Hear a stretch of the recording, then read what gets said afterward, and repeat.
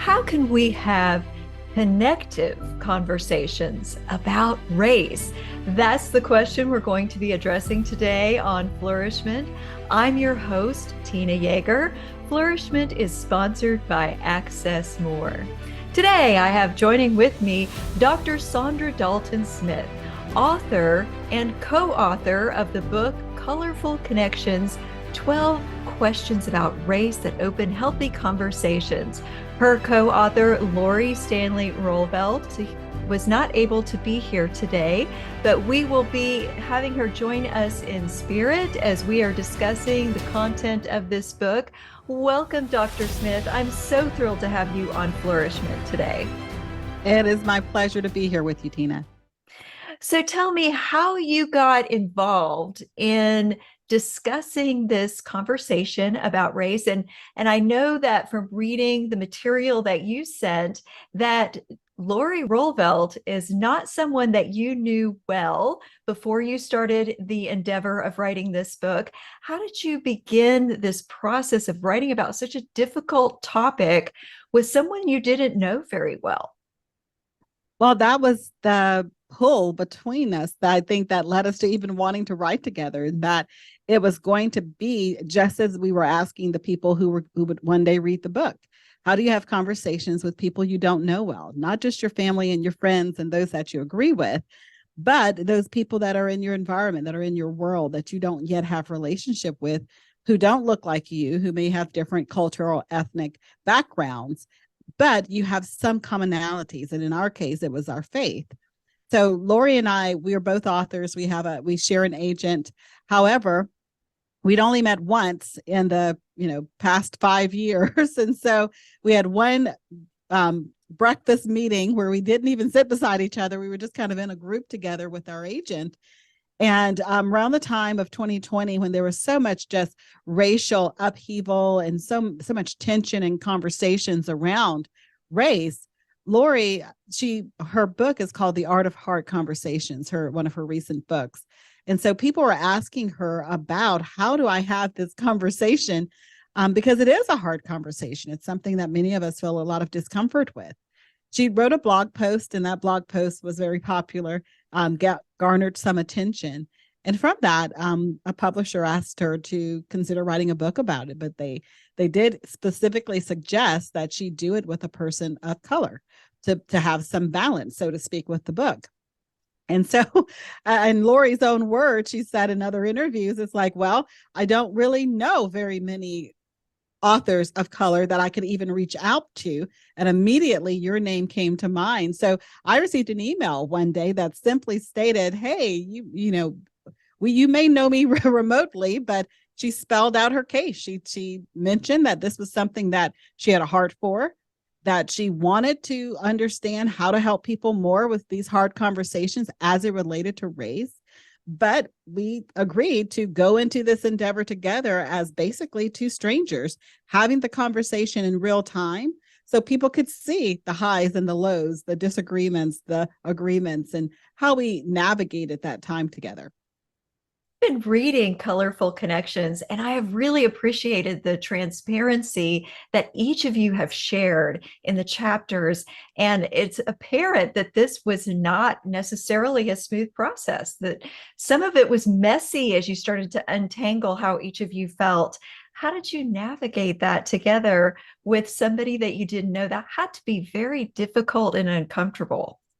It was. There were some moments that were very tense and messy and required us to really grow. And I feel like that is at the very core of it.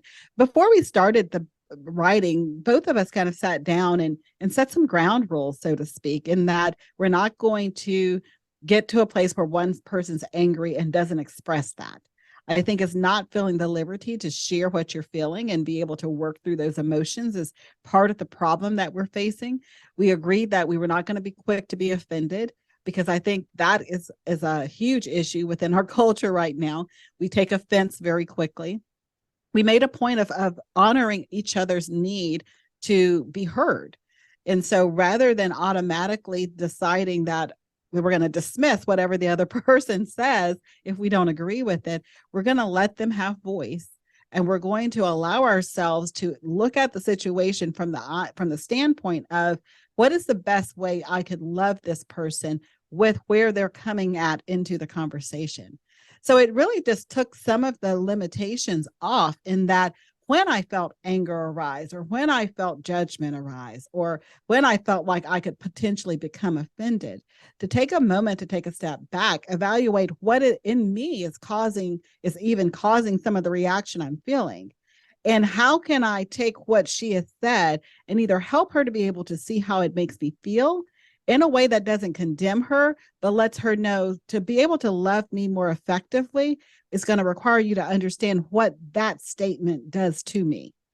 And so there was a lot of growth. And, growth is not always comfortable, but it does take you to a better place. I love that you are putting the word love as a priority in the way that you're presenting this topic, because the topic's been presented before of racial connections and racial tension, but you and Lori are presenting this matter in the context of creating safe spaces for conversations where love and respect are honored in those conversations.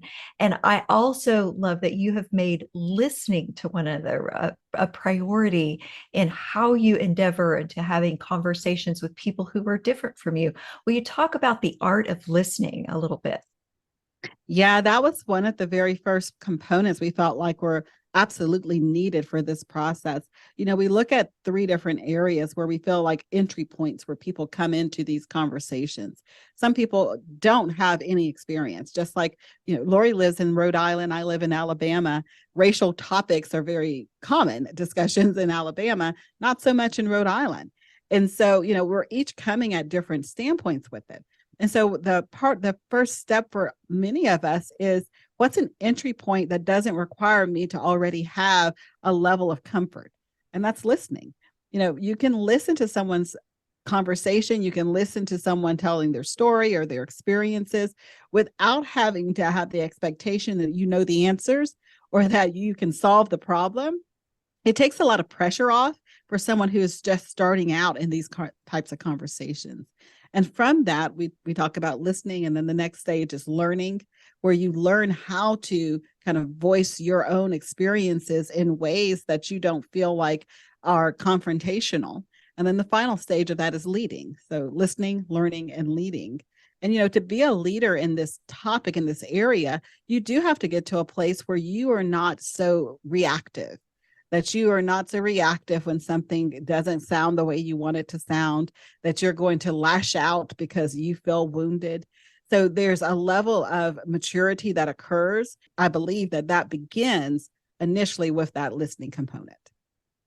I love the way that you are leading us toward being leaders and not experts, because that was something that you and Lori both acknowledged, that neither of you were experts on the topic of race. And it's a little dangerous to say you're an expert in that topic, since no matter what race or ethnicity you come from, ethnicity being a better word, really, as you've expressed in the book, it's not that you're ever going to be a complete expert if you don't continue asking questions. And in your book, you talk about how to ask better questions to lead forward, to move forward, to grow in connectivity. Can you talk a little bit about how to ask better questions? Yes, we actually opened the book with this very concept of asking better questions, because when we both sat down to even contemplate if this is something we should do, the initial question that popped up was, are we racist? Are either one of us kind of leaning off of racist tendencies? And, as we looked at that question, it was like, it was an easy cop out to be able to say, nope, I'm not a racist, because, most of us, when we hear that term, we're thinking of, like the extremist groups that are out there that, have a focus on really just honoring one specific ethnicity and kind of downgrading, so to speak, the other one. And so when you ask a question like that, it gives you an opportunity to say, well, this isn't my issue. I don't even need to talk about it because I'm not one. And so when we look at better questions, a better question from that would be, am I putting myself in situations to grow in my ethnic relationships with others? And so when you start looking at that, then you kind of take the blinders off. It requires you to actually look at your own relationships. How many of your relationships are with people who don't look like you? Do you have a tendency to do in groups and out groups that we talk about in the book? When you walk into a room, is your tendency to gravitate toward people who look like you because that's a comfort zone? And there's nothing wrong with that. That's the reality of kind of psychology and social psychology. But if you're aware of that, then you can understand how things like bias and how things like unconscious discrimination can occur because you're gravitating toward an in-group that you identify with. And it doesn't make you a bad person, but it does mean that you need to be aware of those things so that you are more conscious of when it occurs. And then you can proactively do the things necessary to invite in opportunities for inclusivity and diversity and expanding, your own social groups.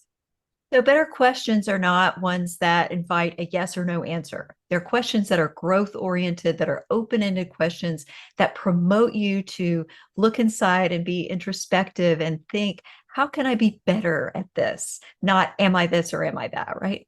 Absolutely. And that's throughout the book, Colorful Connections, at the end of every chapter, we actually have those type of reflection questions that help you to actually go back into your own process and evaluate what is the answer to this as it relates to this particular topic, because we cover so many things, from how do I love somebody better? How do I be slow to offend? How do I become a better listener? How do I build legacy within my family to have more diversity and more ethnic sense and cultural sensitivity? Questions like, how do I avoid cancel culture? Because that's a big deal nowadays, in our world. There's so many different questions now that are so much more important than, am I a racist or something along those lines, where you can just check out and say, this is not my problem, because I can say no. We really believe that the need for diversity within the church and the body of Christ is such an important topic that none of us should be able to check no and kind of just remove ourselves from the conversation. We need everyone aware of their place in helping to expand that part of us. So how can I be more inclusive? And that leads me to the next question that I would like to add to your interview here is, who would this be a good group study for? Would you be able to invite ministry groups? Would you be able to invite maybe people that are in prisons or any level of conflict or background, whether it's people who don't ask these questions, don't know how to ask these questions, or people who are seeking how to better include different kinds of people in their congregations, in their workplaces, in their institutions of charity? Yeah, that's such a great question. And even just within our own writing of the book, we recognize that this wasn't just a black and white type issue. Within the book, we asked over 12 different authors and speakers and pastors, men and women, to join us and to lend their voices to it. Because when we look at this, we do see it as something that groups can sit together and have conversation with. But we want those groups to be authentic groups that people feel are areas where they are safe. And so it could be a group of people who are all the same race. And I think that's something that some people don't often think about. The purpose isn't necessarily to force you to go out and create relationships that are inauthentic. The book is focused around expanding your view on having conversations about race and evaluating why you feel the way you feel about certain things, and how can you emulate the life of Jesus and how he loved people and how he cared for people and how he interacted with people from different cultures. How can you do the same in your spheres of influence? So for groups, it could be a group of moms, it could be a group of ministry leaders, it could be a Sunday school group that gets together. It's your current authentic groups that you are already naturally engaged in, bringing the topic up. Because what we find is that oftentimes it's a topic that's never brought to light because people have a fear of strife. They have a fear of it going sideways and not being well received. But to introduce the topic in a way that is more life-giving and less of a contention point. So how can people get a copy of Colorful Connections? Yes, they can visit our website, colorfulconnectionsbook.com. From there, we have links to all the different places, Amazon, Barnes and Nobles, christianbooks.com. And there's also links to both myself and Lori's websites. So, Dr. Smith, you have your own podcast. You have a lot of other ministry things that you are involved in. How can people stay in touch with you? My main website is ichoosemybestlife.com. And so I always welcome people to start there first. They can connect with the podcast. The podcast is of the same name, I Choose My Best Life podcast, and learn about all the different resources that are available. Well, I so appreciate all of you listening, and I hope that you have had your heart stirred toward becoming more aware of how you can grow through books like Colorful Connections, and invite those who you work with, people that you're in ministry with, to get copies of Colorful Connections so that you can all grow and become more like the way God designed the body of Christ to connect with one another. And of course, I also hope that you come back for the next episode of Flourish-Meant.